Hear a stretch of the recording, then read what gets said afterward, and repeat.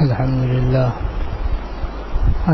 لله نحمده ونستعينه ونستغفره ونؤمن به ونتوكل عليه ونعوذ بالله من شرور أنفسنا ومن سيئات أعمالنا من يهده الله فلا مضل له ومن يضلله فلا هادي له وأشهد أن لا إله إلا الله وحده لا شريك له وأشهد أن سيدنا ونبينا ومولانا محمدا عبده ورسوله صلى الله تعالى عليه وعلى آله وأصحابه وبارك وسلم تسليما كثيرا أما بعد فأعوذ بالله من الشيطان الرجيم بسم الله الرحمن الرحيم ما آتاكم الرسول فخذوه وما نهاكم عنه فانتهوا صدق الله العظيم.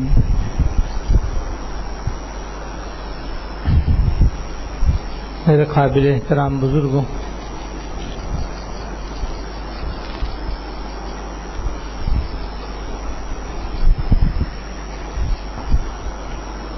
اس وقت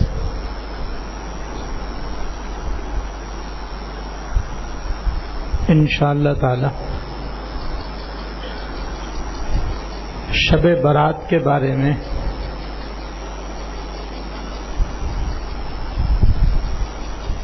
کچھ احادیث طیبہ بیان کی جائیں گی اور کچھ ان کی تشریح اور وضاحت کی جائے گی، کیونکہ آئندہ منگل سے پہلے یہ رات آنے والی ہے،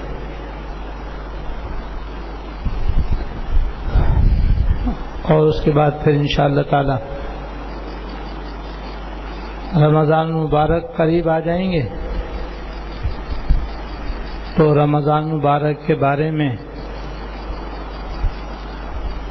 جو کچھ اللہ جل شانہ توفیق عطا فرمائیں گے بیان کیا جائے گا۔ حیات المسلمین کا جو سلسلہ اب تک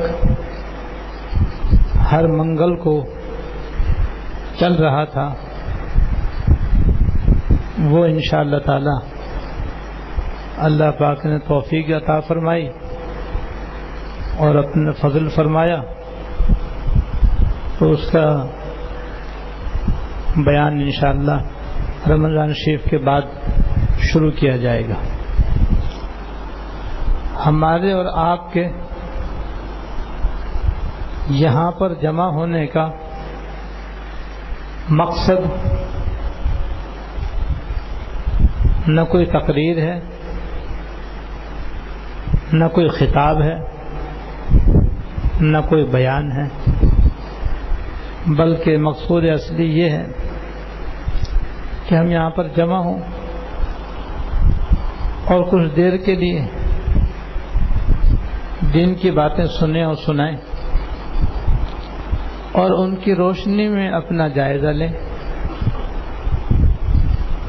اپنے اندر غور کریں کہ دین کی یہ باتیں ہمارے اندر ہیں یا نہیں۔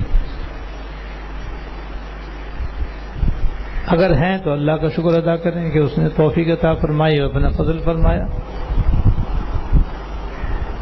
اور اگر نہیں ہے تو ان پر عمل کرنے کی کوشش کریں۔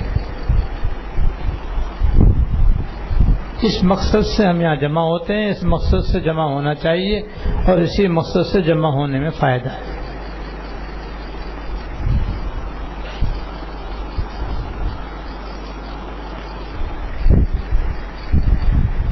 شب برات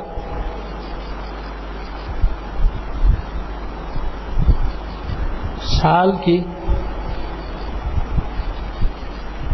ان خاص راتوں میں سے ہے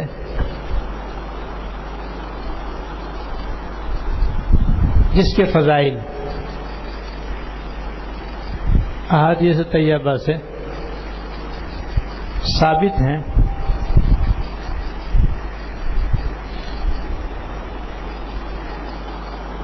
ان میں سے بعض روایات ضعیف بھی ہیں، لیکن علماء جانتے ہیں کہ فضائل میں ضعیف احادیث بھی معتبر ہوتی ہیں، یعنی ان سے فضائل ثابت ہو سکتے ہیں. ضعیف حدیث سے احکام ثابت نہیں ہو سکتے، اس لیے احکام میں ان کا اعتبار نہیں ہے. اور یہاں احکام ثابت کرنا مقصود نہیں، فضائل اور ثواب اور اجر ثابت کرنا مقصود ہے. اس لیے اگر کچھ حدیثیں ضعیف بھی ہوں تو کچھ حرج نہیں ہے.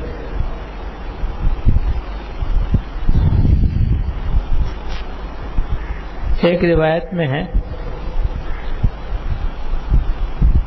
کہ شب قدر کے بعد جو سب سے بہتر رات ہے وہ شب برات ہے.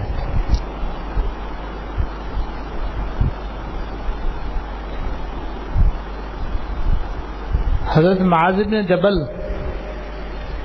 رضی اللہ تعالی عنہ سے روایت ہے کہ سرکار دو عالم صلی اللہ علیہ وسلم نے فرمایا کہ سال میں 5 راتیں ایسی ہیں، سال میں 5 راتیں ایسی ہیں کہ جو شخص ذکر و عبادت کے ذریعے ان راتوں کو زندہ رکھے تو اس کے لیے جنت واجب ہو جاتی ہے، اس کے لیے جنت واجب ہو جاتی ہے، یعنی وہ ضرور جنت کا مستحق ہو جاتا ہے اس عمل کی وجہ سے. ان میں سے ایک 8 ذی الحجہ کی رات، دوسرے 9 ذی الحجہ کی رات جس کو عرفے کی رات بھی کہتے ہیں، تیسرے 10 ذی الحجہ کی رات یعنی بقرہ عید کی رات، چوتھے عید الفطر کی رات، پانچویں شب برات، شعبان کی 15ویں شب، 14 تاریخ گزار کر جو رات آتی ہے وہ شعبان کی 15ویں شب کہلاتی ہے، اسی کو شب برات کہتے ہیں. یہ 5 راتیں ہیں.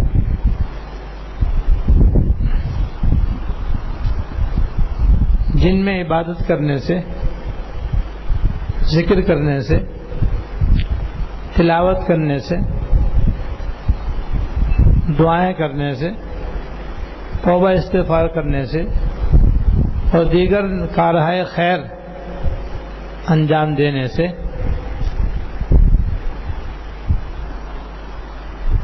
آدمی جنت کا مستحق بن جاتا ہے اور اللہ تعالیٰ اس کے لیے جنت لازم کر دیتے ہیں.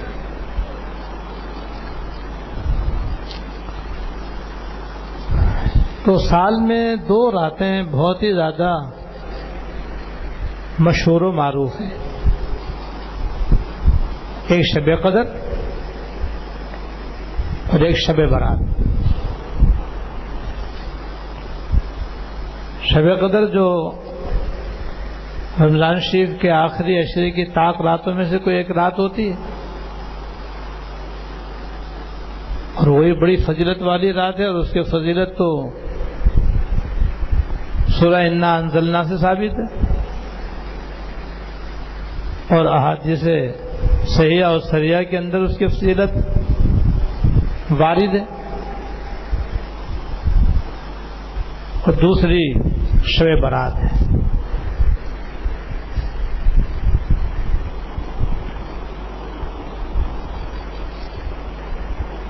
اس حدیث سے معلوم ہوا کہ یہ پانچوں راتیں جن میں شب برات بھی ہے، یہ عبادت کی رات ہے،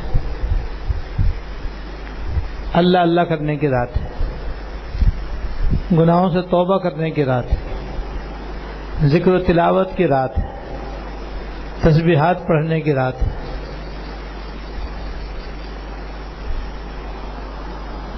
اور اس کا بڑا ثواب ہے۔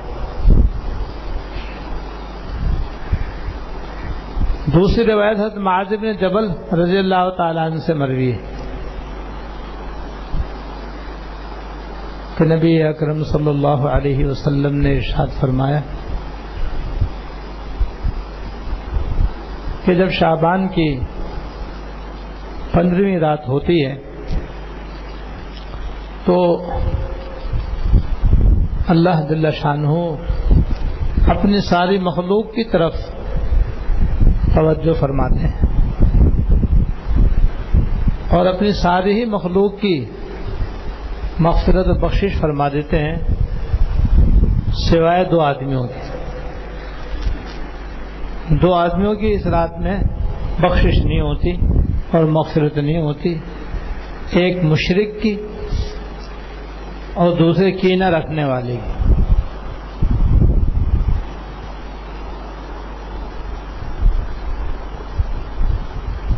شرک کی 2 قسمیں، ایک شرک جلی اور ایک شرک خفی۔ شرک جلی وہ ہے جس میں اللہ تعالیٰ کی ذات اور صفات میں غیر اللہ کو شریک کیا جائے، جیسے اللہ تعالیٰ لائق عبادت ہیں، اللہ تعالیٰ کے علاوہ کسی مخلوق کو بھی عبادت کے لائق سمجھا جائے۔ جیسے بعض لوگ سورج کی عبادت کرتے ہیں، بعض لوگ آگ کی عبادت کرتے ہیں، اور بے شمار لوگ بتوں کی عبادت کرتے ہیں،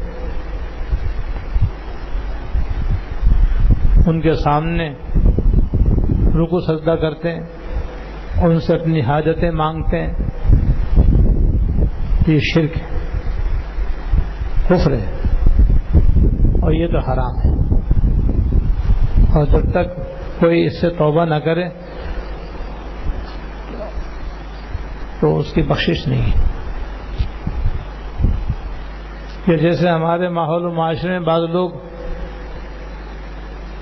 اولیاء اللہ کے مزارات پہ جا کر کے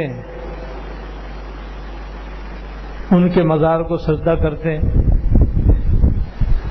ان کے مزار پہ جا کر ان سے اپنی اپنی حاجتیں مانگتے ہیں، ان کی منتیں مانتے ہیں، یہ بھی شرک جلی ہے، یہ بھی حرام ہے اور ناجائز ہے۔ اور دوسرا شرک خفی۔ شرک خفی کہتے ہیں ریاکاری کو، کوئی آدمی نماز پڑھے اور نیت یہ کرے تاکہ لوگ مجھے نمازی کہیں، حج عمرہ اس لیے کرے تاکہ لوگ اس کو حاجی کہیں، صدقہ خیرات بہت کرے تاکہ لوگ اس کو سخی کہیں، خوب اچھی طرح قرآن شریف کی تلاوت کرے تاکہ لوگ اسے قاری کہیں، جہاد میں جان کی بازی لگا دے تاکہ لوگ اس کو مجاہد کہیں۔ اب یہ عبادت اللہ تعالیٰ کے لیے نہیں کر رہا، اس لیے کر رہا ہے تاکہ لوگ اس کو عابد کہیں، زاہد کہیں، عالم کہیں، حافظ کہیں، قاری کہیں، مجاہد کہیں، اور بہت ہی اللہ والوں کی شکل بنا کر رہتا ہے اور رات دن عبادت میں لگا رہتا ہے تاکہ لوگ کہیں تو بھائی بڑا اللہ والا آدمی ہے۔ تو یہ ہے شرک خفی، اور یہ کفر تو نہیں ہے، گناہ کبیرہ ہے، حرام ہے اور یہ بھی ناجائز ہے۔ اور ریاکاری کے ساتھ جو نیک کام کیا جاتا ہے اس میں ثواب تو کیا ملے گا، الٹا گناہ ہوتا ہے۔ لہذا شرک جلی سے ہی بچنا ضروری ہے اور شرک خفی سے ہی بچنا ضروری ہے، دونوں سے بچے۔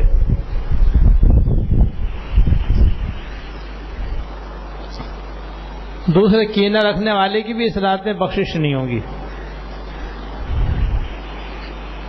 کینہ کسے کہتے ہیں اب یہ سمجھنا چاہیے۔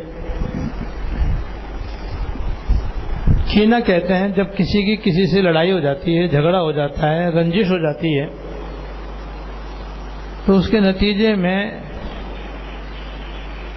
تین باتیں ہو سکتی ہیں۔ یا تو وہ بدلہ لے لے، جس نے جتنا مارا اتنا یہ بھی مار لے، جتنا اس نے ستایا یہ بھی اس کو ستا دے۔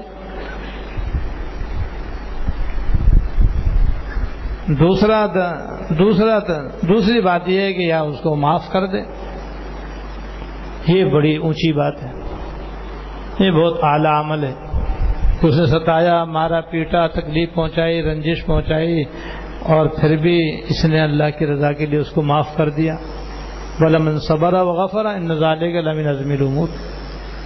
معاف کرنا تو بہت اونچی بات ہے۔ تیسری صورت یہ ہو سکتی ہے کہ نہ وہ بدلہ لے نہ ہی معاف کرے، تو اس کے نتیجے میں انسان کے دل کے اندر ہی اندر اس کی طرف سے ایک غبار پیدا ہوتا ہے، نفرت پیدا ہوتی ہے، طبیعت کے اندر ہی اندر غصہ اس کی طرف سے پیدا ہوتا ہے، اور اندر اندر آدمی کی گھٹن سی محسوس ہوتی ہے، اور پھر اس کے بعد انسان اس کا برا چاہنے لگتا ہے، جس کو کہتے ہیں دوسرے کی بدخواہی۔ جس نے ستایا ہے، جس نے پریشان کیا ہے، تکلیف دی ہے، اس کا برا چاہنا، پھر آدمی اس کی برائی چاہتا ہے۔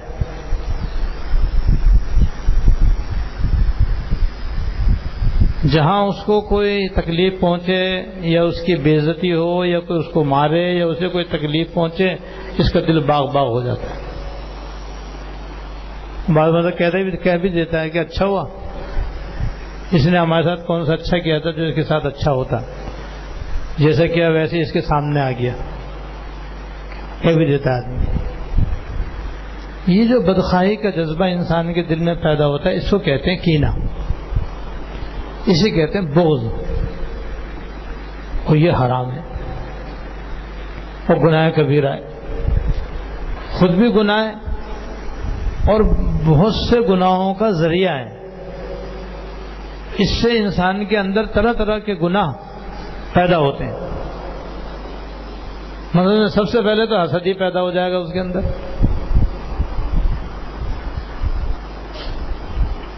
کین اور بغض کی وجہ سے اس کے دل میں حسد پیدا ہو جائے گا، اور آدمی یہ چاہے کہ بھئی اس کو عزت ملی ہوئی ہے تو اس کی عزت خاک میں مل جائے، صحت ملی ہوئی ہے تو اس کی صحت ختم ہو جائے، مال ملا ہوا ہے تو اس کا مال جاتا رہے، عزت ملی ہوئی ہے تو اس کی عزت خاک میں مل جائے۔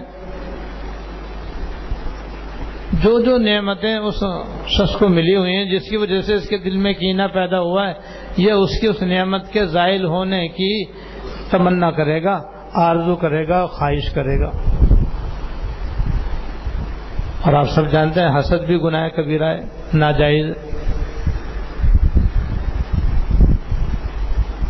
اور جب حسد کرے گا تو حسد کے ساتھ ساتھ پھر غیبت میں بھی مبتلا ہوگا، جہاں بیٹھے گا اس کی برائی کرے گا، جہاں بیٹھے گا اس کی برائی کرے گا، جہاں بیٹھے گا اس کی برائی کرے گا۔ اس نے تو 2-4 مرتبہ اس کو برا بھلا کہا ہوگا، یہ 1000 مرتبہ اس کو برا بھلا کہے گا۔ اب جہاں بیٹھ رہا ہے اس کی برائیاں کر رہا ہے، جہاں بیٹھ رہا ہے اس کی برائیاں کر رہا ہے، اب یہ غیبت ہے۔ اور حدیث میں آتا ہے الغیبت اشد من الزنا، غیبت زنا سے بھی بڑا گناہ ہے، زنا سے بھی زیادہ سخت ہے۔ اور زنا سے لیے سخت ہے، غیبت زنا سے اس لیے زیادہ سخت ہے کہ زنا کار کے اندر تکبر پیدا نہیں ہوتا، زنا کار کے اندر زنا کرنے کی وجہ سے تکبر پیدا نہیں ہوتا، بلکہ عام طور پر اس سے دل کے اندر ندامت، شرمندگی اور اپنے آپ کو برا سمجھنے کی کیفیت پیدا ہوتی ہے۔ اس کے دل میں یہ بات پیدا ہوتی ہے میں نے بہت برا کیا، میں نے اچھا نہ کیا۔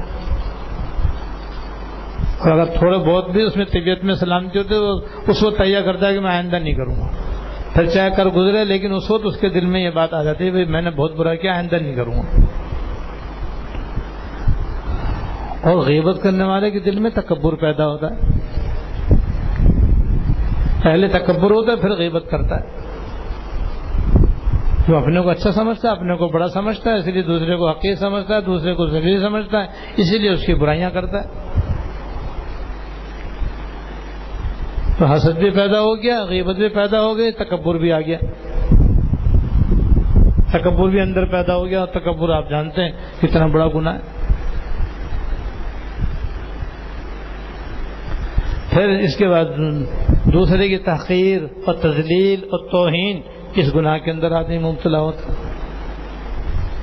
جہاں غیبت کرتا ہے وہاں ساتھ ساتھ اس کو ذلیل بھی کرتا ہے، اس کو خوار بھی کرتا ہے، اس کو ظالم بھی کہتا ہے، اس کو طرح طرح سے کوستا ہے۔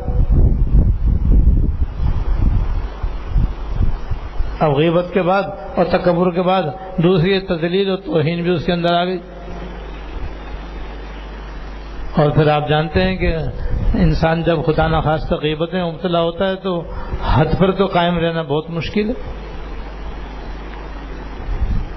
حد پہ تو قائم غیبت نہ کرنے والا ہی قائم ہو سکتا ہے، اور خدا نخواستہ جو غیبت کرنے کا مریض ہوتا ہے وہ تو بیچارہ حد سے تجاوز کر ہی جاتا ہے، اور جب حد سے تجاوز کرے گا تو بہتان لگائے گا، بہت سی برائیاں ایسی کرے گا جس کے اندر جس کی برائی کر رہا ہے وہ اس کے اندر نہیں ہے، وہ اپنی طرف سے اپنے دل کی بھڑاس نکالنے کے لیے، اپنے دل کا غصہ نکالنے کے لیے وہ اپنی طرف سے کہے گا کہ یہ وہ ایسا بھی ہے اور وہ ایسا بھی ہے، وہ ایسا بھی ہے، وہ ایسا بھی ہے، اس میں یہ بھی خرابی ہے، اس میں یہ بھی خرابی ہے، وہ میرا دشمن بھی ہے، میرا یہ بھی ہے اور وہ بھی ہے۔ جو باتیں اس میں نہیں ہیں، جو عیب اس کے اندر نہیں، یہ اپنی طرف سے چپکائے گا کیونکہ اسے غصہ آ رہا ہے، اور بغض کی وجہ سے وہ اپنے دل کی بھڑاس نکالنے کے لیے اس کو برا بھلا کہہ رہا ہے، تو اس میں بہتان تراشی، الزام تراشی کے گناہ میں مبتلا ہو جائے گا۔ بہتان لگانا اللہ بچائے یہ بھی کتنا بڑا گناہ ہے۔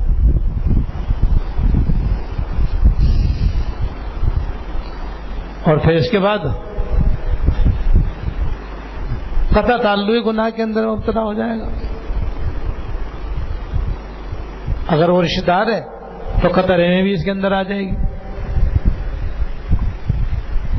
کینے کی وجہ سے، بغض کی وجہ سے اب وہ قطع رحمی بھی کر رہا ہے۔ بھائی ہے تو بھائی سے ملنا چھوڑ دے گا، بہن ہے تو اس سے ملنا چھوڑ دے گا، خالہ زاد بھائی ہے، ماموں زاد ہے بھائی ہے، کوئی اور رشتہ دار ہے، بس اب بول چال بند، ملنا جلنا بند۔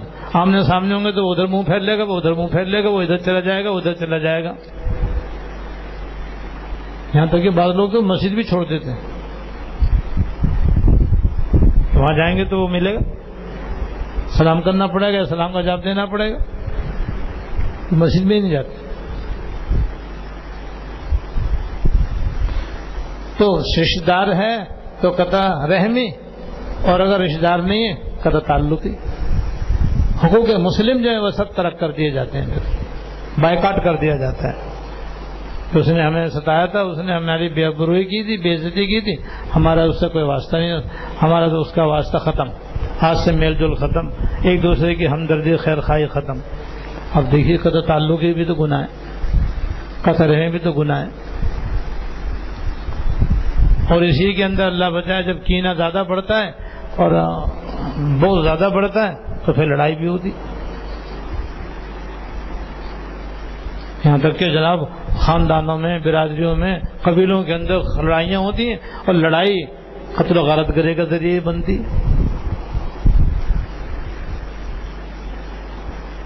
پھر آپس میں ایک دوسرے کو ناحق قتل کر دیا جاتا ہے۔ بات ہوئی تھی زبانی، نوبت آئی قتل کی۔ ایک گناہ کبیرہ کی وجہ سے اندازہ کرو کتنے بڑے بڑے گناہ وجود میں آتے ہیں۔ اگر کینہ اختیار نہ کرتا یہ بڑے بڑے گناہ بھی وجود میں نہ آتے، لیکن اس نے اپنے دل کے اندر کینہ رکھا، بغض رکھا، اس بغض کے نتیجے میں کتنے سارے گناہوں کے اندر مبتلا ہو کر کے اپنے آپ کو اس نے برباد کر لیا۔ اس لیے کینہ اتنی بدترین چیز ہے اور اتنی خراب چیز ہے کہ اس کی وجہ سے آدمی کتنے سارے گناہوں میں مبتلا ہو جاتا ہے۔ جو کینہ رکھنے کا اور بغض رکھنے کا وبال دیکھو یہ ہے، اور اب کینے سے بچنے کا ثواب سنو۔ حضرت انس رضی اللہ تعالیٰ عنہ سے روایت ہے کہ ایک مرتبہ سرکار دو عالم جناب رسول اللہ صلی اللہ علیہ وسلم مسجد میں تشریف فرما تھے اور صحابہ کرام آپ کے ارد گرد تھے، تو آپ نے یک بیک اعلان فرمایا کہ ابھی ابھی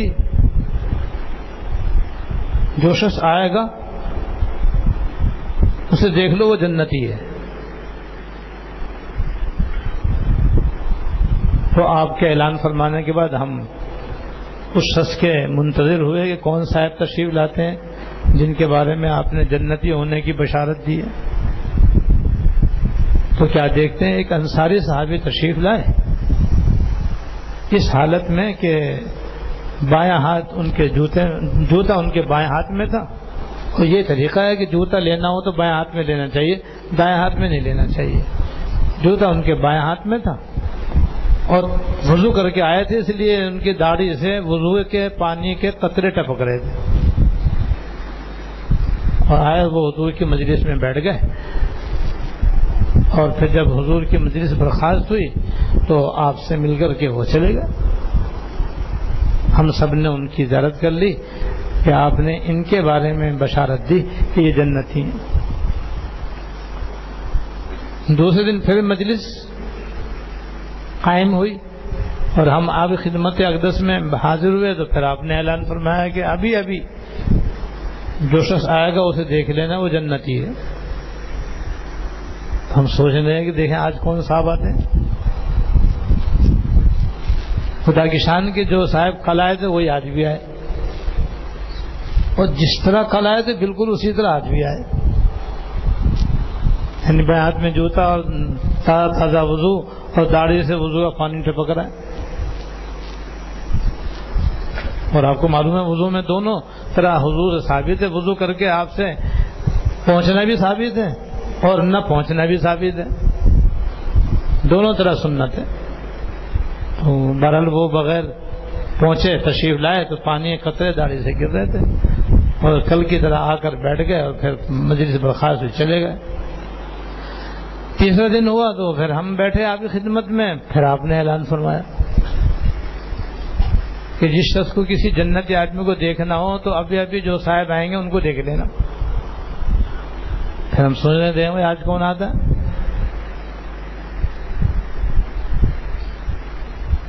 تو اللہ کی شان جو پہلے دن آئے تھے وہ تیسرے دن بھی آئے، اور جس طرح پہلے دن آئے تھے اسی طرح تیسرے دن بھی آئے۔ اور میں اسی طرح آ کے بیٹھ گئے اور آپ کی باتیں سنی، اور جب مجلس برخاست ہوئی تو چلے گئے۔ تو حضرت انس رضی اللہ تعالیٰ عنہ فرماتے ہیں کہ حاضرین میں سے ایک صحابی جو بہت ہی زیادہ عبادت گزار تھے اور عبادت گزاری کے اندر مشہور و معروف تھے، حضرت عبداللہ ابن عمرو بن عاص رضی اللہ تعالیٰ عنہ، جو عباد صحابہ میں سے ہیں۔ وہ جلدی سے اٹھے اور جناب ان کے پیچھے پیچھے چلے، اور چلتے چلتے راستے میں ان سے کہا کہ میری اپنے والد صاحب سے کھٹپٹ ہو گئی ہے اور میں نے 3 دن گھر پہ نہ جانی قسم کھا لی ہے، اگر آپ کی اجازت ہو تو 3 دن میں آپ کی بیٹھک میں گزار لوں تاکہ میری قسم پوری ہو جائے۔ ہاں ہاں آپ کو گھر ہے بھائی، آؤ رہو، آپ آئیے رہیے۔ وہ فرماتے ہیں کہ میں 3 دن تک ان کے گھر میں رہا، اور وہ زمیندار صحابی تھے، کیونکہ انصار مدینہ زیادہ تر باغات والے اور کھیتی باڑی کرنے والے صحابہ کرام تھے۔ کہتے میں دن میں بھی ان کے ساتھ رہا، رات میں بھی ان کے ساتھ رہا۔ دن کو تو میں نے ان کو یہ دیکھا کہ بس وہ سویرے سویرے اپنی زمین پر گئے اور شام تک اپنے زمین میں کاشتکاری کے اندر مصروف رہے، بس اذان کے وقت کام چھوڑتے اور چھوڑ کر کے بڑے آرام و اطمینان سے سنت کے مطابق وضو کرتے، نماز پڑھتے اور نماز سے فارغ ہو پھر اپنے کام میں لگ جاتے۔ نیز بالکل خاموش رہتے، جب بولتے بھلائی کی بات بولتے، ورنہ خاموش رہتے، کام سے کام بس۔ جب بولتے تو اچھی بات بولتے، کام کی بات کرتے، فضول اور لایانی بات نہیں کرتے ہوئے دیکھا میں نے، بیکار باتیں کرتے ہوئے نہیں دیکھا، اور وقت پر نماز پڑھتے ہوئے دیکھا۔ اور جب گھر آ جاتے تو گھر میں نے میرے ساتھ ہی وہ سوتے تھے، بیٹھک میں بھی سوتا تھا، وہ بھی میرے ساتھ سوتے تھے۔ تو گھر میں نے یہ دیکھا کہ بس وہ عشاء کے بعد کھانا وغیرہ سے فارغ ہو کر کے بس پھر جو سوتے تو سویرے اذان پر ہی اٹھتے، تہجد بھی نہیں پڑھتے، جبکہ صحابہ کرام کے ماحول میں تو تہجد پڑھنا عام معمول تھا۔ لیکن میں نے ان کو دیکھا کہ وہ 3 دن تک انہوں نے رات کو تہجد بھی نہیں پڑھی، بس اتنا ضرور دیکھا کہ رات کو لیٹے لیٹے اگر ان کی آنکھ کھل گئی تو لیٹے لیٹے انہوں نے اللہ اللہ کی، اور پھر نیند آ گئی تو پھر سو گئے۔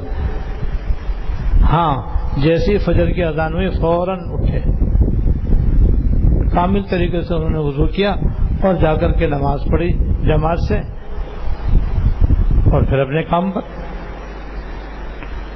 3 دن تک میں نے بس یہ دیکھا، رات کو بھی اور دن کو بھی۔ تو تیسرے دن میں ان سے ملا، کیونکہ 3 دن کی بات ہوئی تھی کہ میں 3 دن آپ کے یہاں ٹھہروں گا، 3 دن کے بعد میں پھر چلا جاؤں گا۔ تو میں 3 دن کے بعد ان سے ملا، یعنی میں نے ان سے بات کی اور کہا کہ بات یہ کہ میری اپنے والد صاحب سے کوئی کھٹپٹ نہیں ہوئی تھی، میں نے ایک بہانہ بنایا تھا، اور بہانہ میں نے اس لیے بنایا تھا تاکہ 3 دن تک میں آپ کے پاس رہوں، کیونکہ 3 دن میں نے 3 الگ الگ مجلسوں میں حضرت صلی اللہ علیہ وسلم سے آپ کے بارے میں جنتی ہونے کی بشارت سنی۔ تو مجھے شوق پیدا ہوا کہ میں آپ کے پاس رہوں اور آپ کے ساتھ رہوں اور دیکھوں کہ آپ ایسی کون سی عبادت کرتے ہیں اور ایسا کون سا نیک عمل کرتے ہیں کہ جس کی وجہ سے حضرت صلی اللہ علیہ وسلم نے آپ کو 3 دن تک الگ الگ مجلسوں میں آپ کے جنتی ہونے کی بشارت دی۔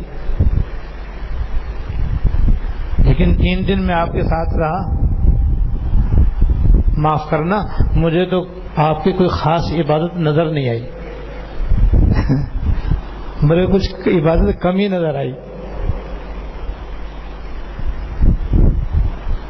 تو میں آپ سے پوچھنا چاہتا ہوں، آخر آپ ایسا کون سا نیک عمل کرتے ہیں جس کے نتیجے میں آپ کو جنتی ہونے کی 3 مرتبہ بشارت دی گئی ہے؟ انہوں نے کہا کہ بھیا جو کچھ تم نے دیکھا اتنا ہی ہے میرے پاس، اتنا ہی کرتا ہوں جتنا تم مجھے دیکھ رہے ہو، اور کوئی میرا اس کے علاوہ عمل نہیں ہے۔ تو میں نے سلام کیا اور میں چلا۔ تھوڑی دور گیا تھا کہ انہوں نے مجھے آواز دی کہ یا عبداللہ یہاں آؤ، عبداللہ یہاں آؤ۔ میں حاضر ہوا کہ بتاؤ بھائی کیا بات ہے؟ کہا مجھے ابھی ایک بات یاد آئی ہے، وہ یاد رکھنے کی ہے بھائی، ہم سب یاد رکھیں اس کو۔ فرمایا بھائی ایک بات مجھے یاد آئی کہ الحمدللہ میرے دل میں کسی مسلمان سے کوئی کینہ نہیں ہے، کسی مسلمان سے میرے دل میں کوئی بغض نہیں ہے، کوئی کینہ نہیں ہے۔ ایک تو یہ میں اپنے دل کے اندر محسوس کرتا ہوں۔ دوسرے یہ کہ اللہ تعالیٰ کسی مسلمان کو کوئی بھی نعمت عطا فرمائے، کبھی مجھے اس پر حسد نہیں ہوتا۔ سبحان اللہ۔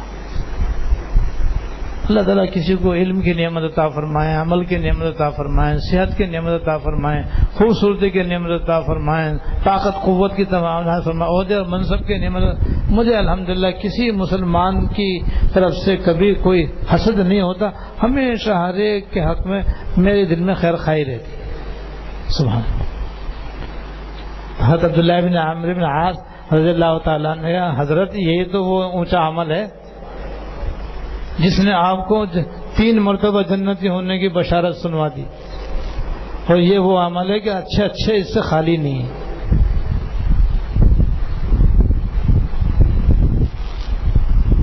تو اندازہ کرو کینے سے بچنے کا کتنا بڑا فائدہ ہے۔ لہذا کوشش کرنی چاہیے کہ اپنے دل میں کسی بھی بغض اور کینہ نہ رہے، اور اس کا آسان طریقہ یہ ہے کہ یا بھائی بدلہ لینا، بدلہ لے لو، نہیں بدلہ لینا ہے تو بھائی اللہ کے لیے معاف کر کے اپنا دل صاف کر لو، بس معاف کر دیا بھائی، اب اللہ تعالیٰ سے اجر کی امید رکھو۔ بس دنیا میں اپنی زبان اس سے بند رکھو، بس نہ اسے غیبت کرو، نہ اس کی برائی کرو، نہ اس کو برا بلا کہو، نہ اس کو طعن و تشنیع کرو، نہ اس پر بہتان اور الزام لگاؤ، سب چیزوں سے اپنی زبان بند کر لو بس۔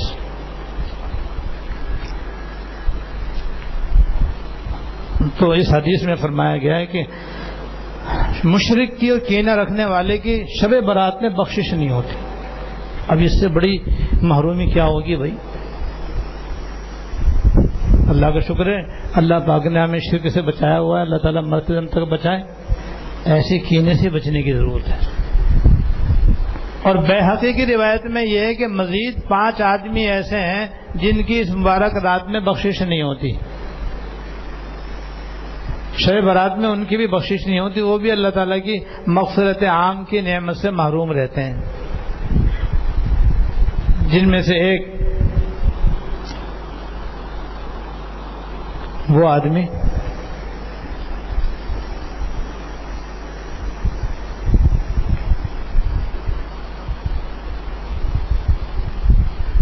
جو اپنی شلوار، وہ مرد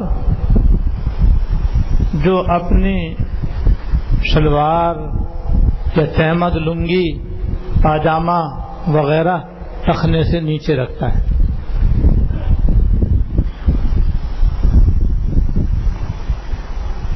اور ایک وہ آدمی جو اپنے والدین کی نافرمانی کرتا ہے، اور ایک وہ آدمی جو شراب پینے کا عادی ہوتا ہے، ایک وہ آدمی جو کسی کو ناحق قتل کرتا ہے، اور ایک اور ہے۔ 5 آدمی اس روایت کے اندر، بیہقی کی روایت کے اندر ہے کہ ان کی بھی اس رات میں بخشش نہیں ہوتی۔ تو یہ گناہ بھی ہمارے یہاں، اور ایک ناحق قتل کرنے والے کی،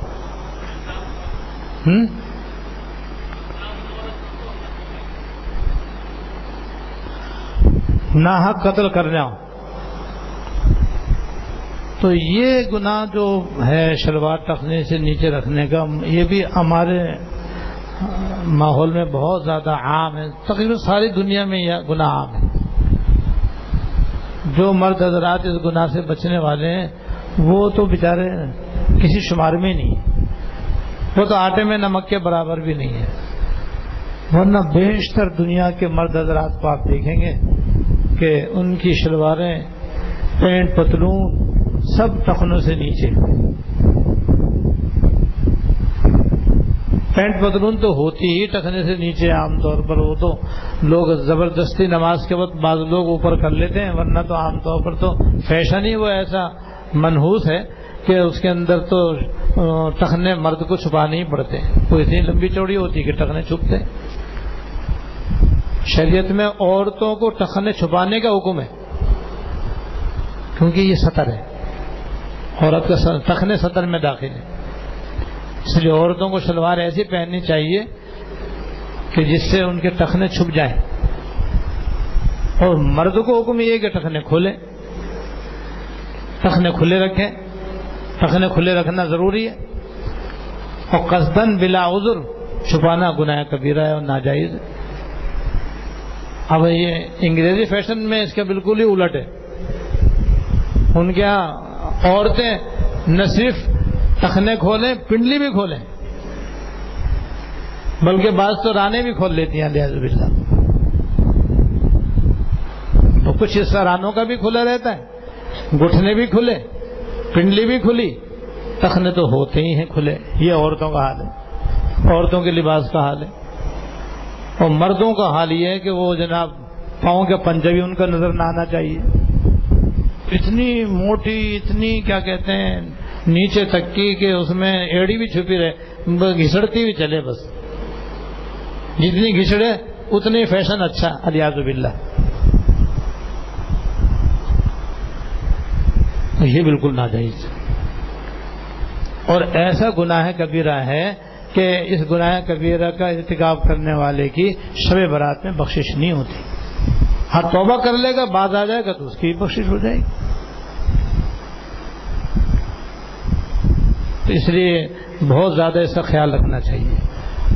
اور مردوں کو اپنا بھی خیال رکھنا چاہیے، اپنے بچوں کا بھی خیال رکھنا چاہیے کہ بچوں کو بھی شروع سے عادت ڈالنی چاہیے ٹخنے کھلے رکھنے کی. اور کوشش کرنی چاہیے کہ بچیاں ایسی شلوار وغیرہ پہنیں کہ ان کے ٹخنے چھپے رہیں. کیونکہ نابالغ بچیاں مکلف تو نہیں ہیں، لیکن ماں باپ مکلف ہیں. اگر وہ کوتاہی کریں گے تو پھر ماں باپ کو گناہ ہوگا، اور پھر جیسی عادت ڈالیں گے بچے پھر ویسے ہی آگے عمل کریں گے. لہذا مردوں کو چاہیے کہ اپنی شلوار ٹخنے سے اوپر رکھنے کا اہتمام کریں. بعض لوگوں کو یہ شبہ ہوتا ہے کہ شاید یہ نماز کے اندر حکم ہے، نماز کے باہر مرضی ہے چاہے اوپر کریں یا نیچے کریں. یہ بالکل غلط ہے، شیطانی دھوکہ ہے. یہ نماز کے اندر بھی یہی حکم ہے مردوں کے اپنی شلوار اور پتلون، پینٹ، پاجامہ ٹخنے سے اوپر رکھیں. نماز کے علاوہ بھی اسی طرح رکھیں. آفس میں بھی ایسے ہی رہیں، مسجد میں بھی اسی طرح رہیں، شادی بیاہ میں بھی ایسے ہی رہیں، تقریبات میں بھی اسی طرح کریں، بازار میں بھی اسی طرح کریں. ہر جگہ مردوں کو حکم ہے کہ اپنی شلوار وغیرہ اور پینٹ وغیرہ ٹخنے سے اوپر رکھیں، بلکہ پینٹ پتلون پہنے ہی نہیں. اس کی جگہ اسلامی لباس پہنے، کیونکہ پینٹ پتلون جو کوئی اسلامی لباس نہیں ہے، غیر مسلموں کا چلایا ہوا لباس ہے. یہ اس میں اس کے علاوہ اور بھی بہت ساری خرابیاں ہیں. دوسرے والدین کی نافرمانی، والدین کی نافرمانی یہ گناہ بھی اللہ بچائے آج کل بہت ہے. ہاں ہمارے ایک استاد کہتے تھے کہ آج کل گھر گھر نافرمان اولاد سے بھرے ہوئے ہیں. یعنی والدین کی نافرمانی کرنے والے، ان کو ستانے والے، ان کو پریشان کرنے والے، ان کا کہنا نہ ماننے والے اور ہر طرح ان کو تکلیف پہنچانے والی اولاد تقریباً ہر گھر میں ہے. والدین کے فرما بردار اور ان کے خدمت گزار، ان کے اطاعت شعار، ان کا دل خوش کرنے والے، ان کا دل لبھانے والے اور ان کا دل موہنے والی اولاد تو اب ان کا ہے. اور یہ بڑے بڑے گناہوں میں سے ایک بڑا گناہ ہے والدین کو تکلیف دینا، ان کو ایذا دینا، ان کو پریشان کرنا، ان کو ستانا، ان کی جائز امور میں نافرمانی کرنا. قرآن کریم میں اور احادیث میں جتنی زیادہ اللہ اس کے رسول کے بعد جس چیز کی تاکید ہے وہ والدین کی خدمت گزاری، تابعداری، فرما برداری کی تاکید ہے، اور جس چیز کو سخت گناہ قرار دیا گیا ہے وہ ہے والدین کی نافرمانی اور ان کو ستانا، پریشان کرنا۔ حدیث میں آتا ہے کہ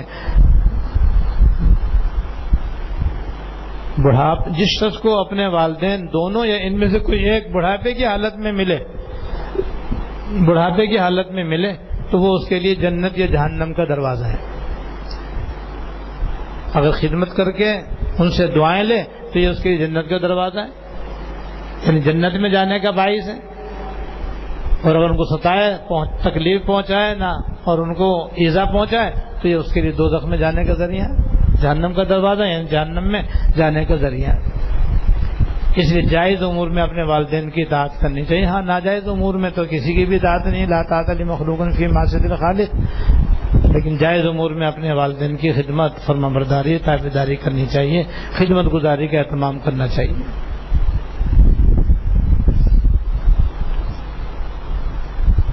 اور ایک گناہ وہ ہے رشتہ داروں کے ساتھ قطع رحمی کرنا۔ جتنے بھی رشتہ دار ہیں ان کے ساتھ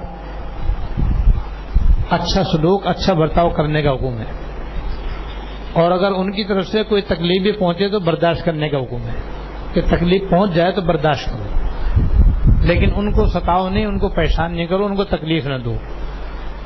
ہو سکے تو ان کی خدمت کرو، لیکن اگر خدمت نہ کر سکے تو ادنا درجہ یہ ہے کہ اپنی طرف سے ان کو تکلیف نہ پہنچاؤ۔ یہ ہے صلہ رحمی، چاہے وہ ہمارے ساتھ بدسلوکی کریں اور برا برتاؤ کریں اور ہمیں تکلیف دیں، کیونکہ یہ تو ادلا بدلا ہے۔ وہ اچھا سلوک کرتے ہیں تو ہم بھی اچھا سلوک کرتے ہیں، وہ برا سلوک کرتے ہیں تو ہم بھی برا سلوک کرتے ہیں، تو یہ تو کوئی کمال نہیں، یہ تو ادلا بدلا ہے۔ سلم انقطاع کا حکم ہے کہ جو تم سے توڑے تم اس سے جوڑو، یہ جو تمہارے ساتھ برا سلوک کرے تم ان کے ساتھ اچھا سلوک کرو۔ یہ ہے کمال کی بات، یہ ہے صلہ رحمی۔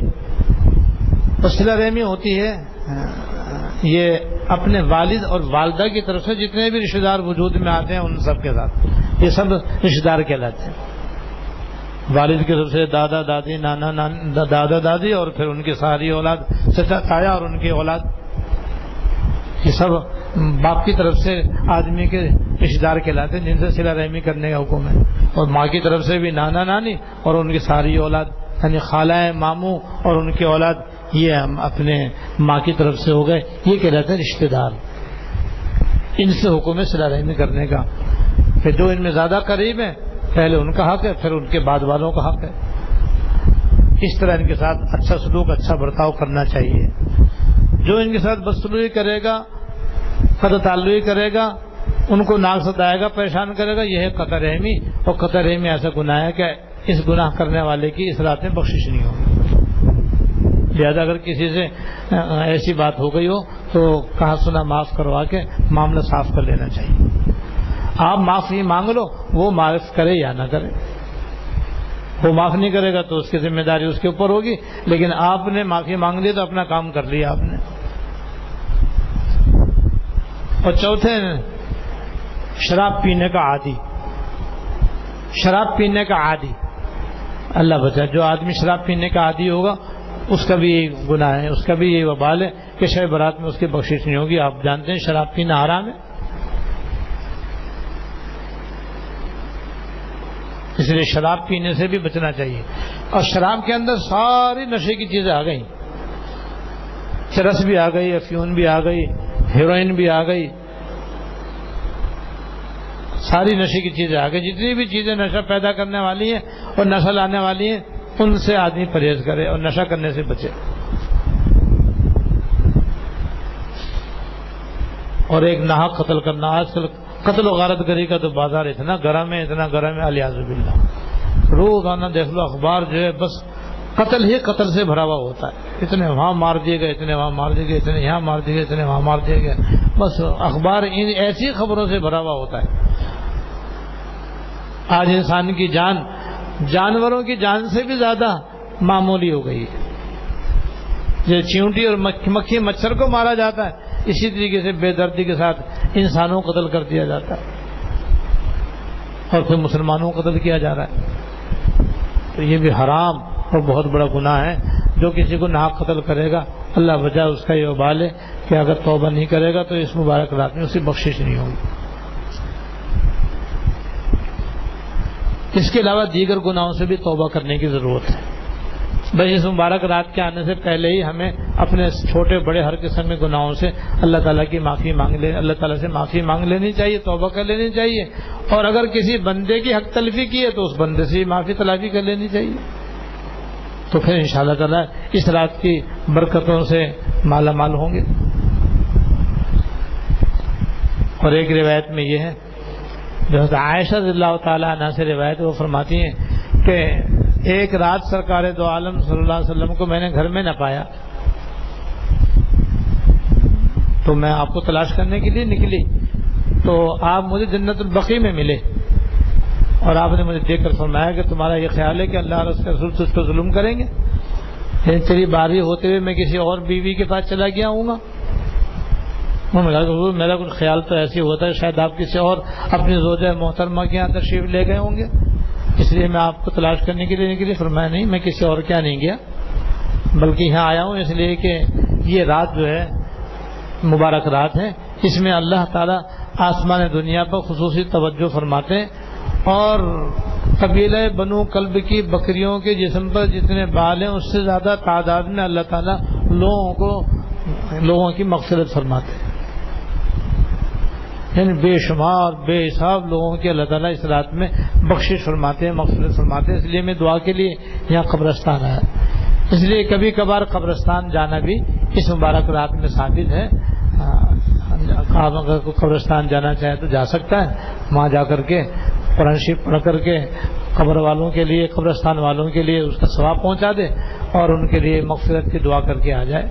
لیکن کوشش کرے کہ ایسے قبرستان میں جائے جہاں پر لائٹیں وغیرہ میلہ وغیرہ دھوم دھام نہ ہو, کیونکہ عام طور پر اس رات میں قبرستانوں کو سجایا جاتا ہے اور وہاں عورتیں مرد کثرت سے جمع ہوتے ہیں اور میلے کی شکل ہوتی ہے. تو وہاں جا کر کے سوائے آدمی کے بجائے نیکی کے اور الٹا گناہ میں مبتلا ہو جانے کا اندیشہ ہو جاتا ہے. ایسے قبروں میں نہ جائے, ایسے قبرستانوں میں نہ جائے, ایسے قبرستان میں جائے جہاں پر اس قسم کی خرافات نہ ہو, خرابیاں نہ ہو, اور بس جا کر کے ایصال ثواب اور دعائے مغفرت کر کے آ جائے. اور یہ بھی ہر سال ہر شب برات میں جانا کوئی ضروری نہیں ہے, کسی شب برات میں ایک آدھ مرتبہ جانا کافی ہے, کیونکہ حضرت صلی اللہ علیہ وسلم سے اسی طرح ثابت ہے. اور ایک اور حدیث میں حضرت عائشہ رضی اللہ تعالیٰ عنہ سے مروی ہے کہ سرکار دو عالم صلی اللہ علیہ وسلم نے فرمایا, عائشہ تم کو معلوم ہے اس رات میں کیا ہوتا ہے؟ میں نے عرض کیا حضور آپ بتائیے کیا ہوتا ہے. کیا اس رات کے اندر ہر اس بچے کا نام لکھ دیا جاتا ہے جو آئندہ سال پیدا ہونے والا ہے, اور ہر اس آدمی کا نام بھی لکھ دیا جاتا ہے جو آئندہ سال مرنے والا ہے. یعنی اللہ تعالیٰ کو تو سب معلوم ہے, لیکن اللہ تعالیٰ فرشتوں کے انتظام حوالے کرنے کے لیے لکھوا دیتے ہیں لوح محفوظ سے کہ آئندہ سال کیا کیا ہوگا. دوسری روایت میں مزید اس کی تفصیل ہے, کس کو کتنی روزی ملے گی, کس کا نکاح ہوگا, کون حج کرے گا, کون نہیں کرے گا, ساری باتیں جو ہیں وہ لکھ کر کے لوح محفوظ سے ملائکہ کے حوالے کر دی جاتی ہیں. اور پھر حضرت عائشہ اللہ تعالیٰ عنہ فرماتی ہیں کہ میں نے عرض کیا حضور یہی بات ہے نا کہ کوئی شخص بھی جنت میں نہیں جائے گا مگر اللہ تعالیٰ کی رحمت سے. ہاں, بغیر اللہ کی رحمت کے کوئی بھی جنت میں نہیں جائے گا. یعنی کوئی بھی اپنے عمل کی وجہ سے جنت میں نہیں جائے گا, اللہ تعالیٰ کی رحمت کی وجہ سے جائے گا. کیوں کسی کا بھی کوئی عمل ایسا نہیں ہو سکتا کہ جو جنت میں جانے کا حقیقی سبب بن سکے. ظاہری سبب تو ہے اعمال صالحہ, لیکن حقیقی سبب جو ہے وہ اللہ تعالیٰ کا فضل ہے اور اس کی رحمت ہے. وجہ اس کی یہ ہے کہ انسان کا عمل محدود ہے اور جنت لامحدود ہے. تو لامحدود محدود کا سبب بدلہ کیسے ہو سکتا ہے؟ تو اللہ تعالیٰ کی رحمت ہی سے آدمی جنت میں جائے گا. ہاں, اپنا نیک عمل کرنا ضرور چاہیے کیونکہ وہ بھی بہرحال جنت میں جانے کا ایک ظاہری سبب ہے. حضرت عائشہ اللہ تعالیٰ نے فرماتی ہیں پھر میں نے عرض کیا کہ حضور یہ بات ہے نا کہ آپ بھی اللہ تعالیٰ کی رحمت کے بغیر جنت میں نہیں جائیں گے. کہتے ہیں یہ سن کر حضور نے اپنا دونوں ہاتھوں سے اپنا سر پکڑ لیا اور تھوڑی دیر آپ نے غور فرمایا اور غور فرما کے فرمایا ہاں میں بھی اللہ تعالیٰ کی رحمت سے بغیر جنت میں نہیں جاؤں. وہی اللہ تعالیٰ کی رحمت اس رات میں بہت زیادہ برستی ہے اور بہت ہی زیادہ اپنے بندوں کی طرف متوجہ ہوتی ہے. اس لیے جب اللہ تعالیٰ ہزاروں لاکھوں کو معاف فرما رہے ہیں اور ان کی مغفرت فرما رہے ہیں تو جو ان کی طرف رجوع ہو جائے گا اور ان کی بارگاہ میں گڑ گڑا کر کے دعا کرے گا وہ کیوں نہ بخشا جائے گا؟ انشاءاللہ تعالیٰ وہی بخشا جائے گا. یہ جو فرمایا آئندہ سال جو کچھ ہونا ہے وہ سب کچھ لکھ دیا جاتا ہے. تو علماء نے فرمایا کہ اصل میں تقدیر کے مختلف درجات ہیں. اصل تقدیر تو وہ ہے جو اللہ تعالیٰ کے علم کا نام ہے کہ اللہ تعالیٰ جانتے ہیں قیامت تک کیا ہوگا کیا نہیں ہوگا، کون کیا کرے گا کیا نہیں کرے گا. یہ اٹل ہے، اسے کہتے ہیں تقدیر مبرم. پھر دوسرے درجہ تقدیر کا وہ ہے جو اللہ پاک نے زمین و آسمان کے پیدا کرنے سے 50,000 سال پہلے لوح محفوظ میں سب کچھ لکھوا دیا تھا اپنے علم کے مطابق. قلم کو حکم دیا کہ لکھ. سنا کیا لکھوں؟ کہا کہ جو کچھ میرے علم میں ہے اس کو لکھنا شروع کرو. تو اس قلم نے اللہ تعالیٰ کے علم کے مطابق جو کچھ اللہ پاک نے اس کو بتایا اس نے لوح محفوظ کا لکھ دیا. زمین و آسمان کے پیدا کرنے سے بھی 50,000 سال پہلے لوح محفوظ میں اللہ پاک نے قلم کے ذریعے لکھوایا تھا. یہ دوسرا درجہ ہے تقدیر کا. پھر ایک تیسرا درجہ وہ ہے کہ جب اللہ پاک نے آدم علیہ السلام کو پیدا فرمایا تو ان کی نسل میں جتنے بھی آنے والی تھی روحیں سب کو نکال کر کچھ دائیں طرف کچھ بائیں طرف رکھ دی. جو دائیں طرف تھے وہ سارے نورانی چہرے والے سفید سفید چمکدار چہرے والے تھے. یہ سب جنتی تھے جنہیں دیکھ کر حضرت آدم علیہ السلام خوش ہوتے تھے. بائیں طرف وہ تھے جن کے چہرے نہایت کالے اور سیاہ تھے. یہ وہ تھے جو آپ کی نسل میں سے کافر اور مشرک تھے جو دوزخ میں جانے والے تھے جن کو دیکھ کر حضرت آدم علیہ السلام رنجیدہ ہوتے تھے.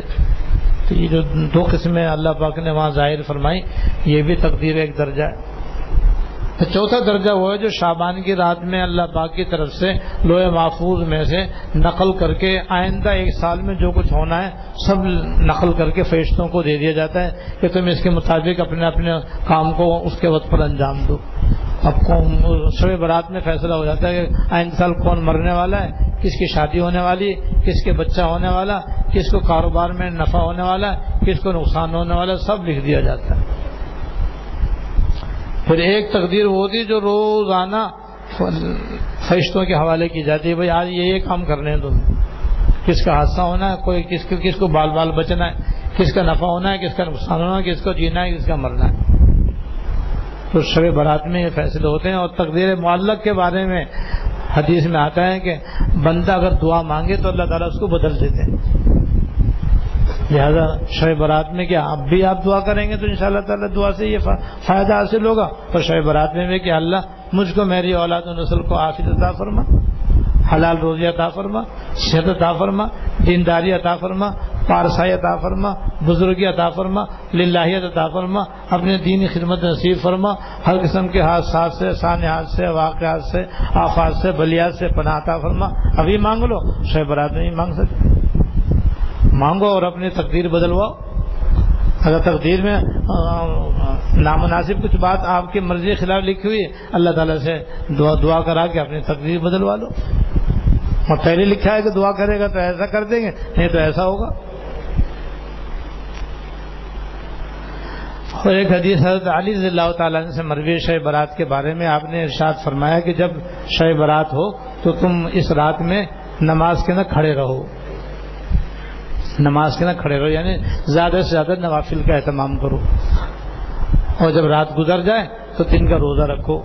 یہ حدیث ضعیف ہے، لیکن ضعیف حدیث جیسے میں نے عرض کیا کہ فضائل کے اندر قابل قبول ہے. لہذا معلوم ہے یہ رات عبادت کی رات ہے، لیکن اس میں کوئی عبادت کسی خاص طریقے سے منقول نہیں ہے. بعض لوگ اس رات میں خاص طریقے سے خاص نفلیں پڑھتے ہیں. بھائی وہ ثابت نہیں ہے، نہ ان کے فضائل ثابت ہے، وہ نوافل ثابت ہے، نہ کوئی خاص عبادت ثابت ہے. بس ہر آدمی اپنی مرضی کے مطابق جس قسم کی بھی عبادت کرنا چاہے کر سکتا ہے. بس یہ رات عبادت کی ہے، جتنی زیادہ سے زیادہ ہو سکے عبادتیں کرنی چاہیے. اور عبادتیں بہت ساری ہیں، ذکر بھی ہے، تسبیحات بھی ہے، تلاوت بھی ہے، تسبیحات بھی ہے، دعائیں بھی ہیں، تلاوت بھی ہے، صلاۃ التسبیح بھی ہے، اوابین بھی ہے، تہجد بھی ہے. بس جس کا عبادت میں دل لگے بس وہی کرتا رہے. اور پھر دن گزار کر ایک دن کا روزے رکھنا یہ بھی نفل ہے. ایک دن کا نفلی روزہ بھی ہے، وہ 15 تاریخ کا روزہ ہے، ایک دن کا روزہ رکھ لیں اور رات کو عبادت میں گزاریں۔ بہتر یہ ہے کہ مغرب کی اور عشاء کی فجر کی نماز جماعت سے پڑھنے کا اہتمام کریں۔ مغرب عشاء فجر جماعت سے پڑھنے کا اہتمام کریں، کیونکہ عشاء کے بارے میں حضرت عثمان بن عفان رضی اللہ تعالیٰ عنہ سے روایت ہے کہ جو آدمی عشاء کی نماز جماعت سے پڑھتا ہے اس کو آدھی رات جاگ کر عبادت کرنے کا ثواب ملتا ہے، اور جو آدمی فجر کی نماز پڑھتا ہے اس کو بھی آدھی رات جاگ کر عبادت کرنے کا ثواب ملتا ہے، اور ایک روایت ہے پوری رات جاگ کر عبادت کرنے کا ثواب ملتا ہے۔ تو اب ساری رات تو کون جاگے؟ عام طور پر اتنی ہمت کسی میں نہیں ہوتی کہ ساری رات جاگے، لیکن کوئی جاگے تو وہ تو بہت ہی اعلیٰ درجہ ہے عبادت کا، لیکن کوئی نہ جا سکے تو اتنا ہے کہ عشاء فجر اور مغرب جماعت سے پڑھ لے، پھر جتنا مزید اس سے عبادت ہو سکے عبادت کر لے اور گناہوں سے پرہیز کرے، باقی سو جائے اور پھر سویرے اٹھ کر کے اللہ تعالیٰ کی عبادت کر لے۔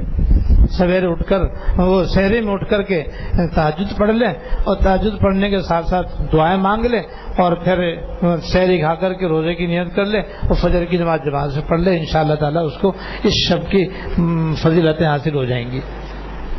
اور جو اس رات میں طرح طرح کے گناہ ہمارے ماحول اور معاشرے کے اندر رائج ہیں ان سے اپنے آپ کو بچائے، جس میں سے ایک آتش بازی ہے۔ آتش بازی، پٹاخے، پھلجھڑیاں جلانے کا عام رواج، یہ بالکل ناجائز ہے، سراسر اسراف ہے۔ جو گناہ اس سے بچنا چاہیے، اپنے بچوں کو بچانا چاہیے۔ اور اس رات میں حلوہ پکانے کا بھی بڑا رواج ہے، کہیں سوکھا حلوہ بنایا جاتا ہے، کہیں گیلا حلوہ بنایا جاتا ہے، کہیں سوجی کا بنایا جاتا ہے، کہیں چنے کی دال کا بنایا جاتا ہے، لیکن حلوہ ہی حلوہ، ساری رات حلوہ پکانے میں گزار دیتے ہیں، اللہ بچائے بعض لوگ۔ تو یہ تو کھانے پینے کا دھندا ہے، اس کا کیا تعلق اس مبارک رات سے اور کیا تعلق اس سے؟ یہ تو ناجائز ہے اور بدعت ہے، اس سے بچنا چاہیے۔ اور بھی طرح طرح کی رسمیں اس رات کے اندر ہوتے ہیں، ان سب سے اپنے آپ کو بچائے، اور جن گناہوں کا ذکر کیا گیا ان سے اپنے آپ کو بچائے۔ انشاءاللہ تعالیٰ پھر یہ رات برکتوں کے ساتھ نصیب ہوگی۔ اللہ تعالیٰ ہم سب کو اس رات کی برکتوں، رحمتوں، مغفرتوں سے مالا مال فرمائے۔ وآخر دعوانا الحمدللہ رب العالمین۔ اللهم لك الحمد لا نحصي ثناء عليك أنت كما أثنيت على نفسك اللهم لك الحمد لا نحصي ثناء عليك أنت كما أثنيت على نفسك اللهم لك الحمد لا نحصي ثناء عليك أنت كما أثنيت على نفسك اللهم صل على سيدنا مولانا محمد وعلى آل سيدنا ومولانا محمد ربنا ظلمنا أنفسنا وإن لم تغفر لنا وترحمنا لنكونن من الخاسرين ربنا ظلمنا أنفسنا وإن لم تغفر لنا وترحمنا لنكونن من الخاسرين ربنا آتنا في الدنيا حسنة وفي الآخرة حسنة وقنا عذاب النار ربنا آتنا في الدنيا حسنة وفي الآخرة حسنة وقنا عذاب النار ربنا هب لنا من أزواجنا وذرياتنا قرة أعين واجعلنا للمتقين إماما ربنا هب لنا من أزواجنا وذرياتنا قرة أعين واجعلنا للمتقين إماما اللهم إنا نسألك من خير ما سألك منه عبدك ونبيك محمد صلى الله عليه وسلم ونعوذ بك من شر ما استعاذ منه عبدك ونبيك محمد صلى الله عليه وسلم الله أنت المستعان وعليك البلاغ ولا حول ولا قوة إلا بالله اللهم إنا نسألك الخير كله ونعوذ بك من الشر كله اللهم إنا نسألك الخير كله ونعوذ بك من الشر كله اللهم إنا نسألك من الخير كله عاجله وآجله ما علمنا منه ما لم نعلم ونعوذ بك من الشر كله عاجله وآجله ما علمنا منه ما لم نعلم یا ارحم الراحمین یا رب العالمین یا حی یا قیوم یا ذی الجلال والاکرام ہمارے سارے اگلے پچھلے خفیہ علانیہ ہر قسم کے گناہوں کو معاف فرما یا اللہ ہم سب کی کامل مغفرت فرما مکمل بخشش فرما یا اللہ مبارک رات شب برات کی آنے والی ہے ہم کو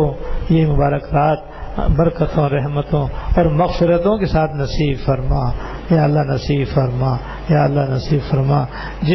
جو گناہ اس مبارک رات کی مغفرتوں کے اندر رکاوٹ ہیں، یا اللہ ان سب سے ہم کو سچی توبہ کی توفیق عطا فرما، ان سب سے ہمیں آئندہ بچنے کی بھی توفیق عطا فرما اور ان سے سچی توبہ کرنے کی توفیق عطا فرما۔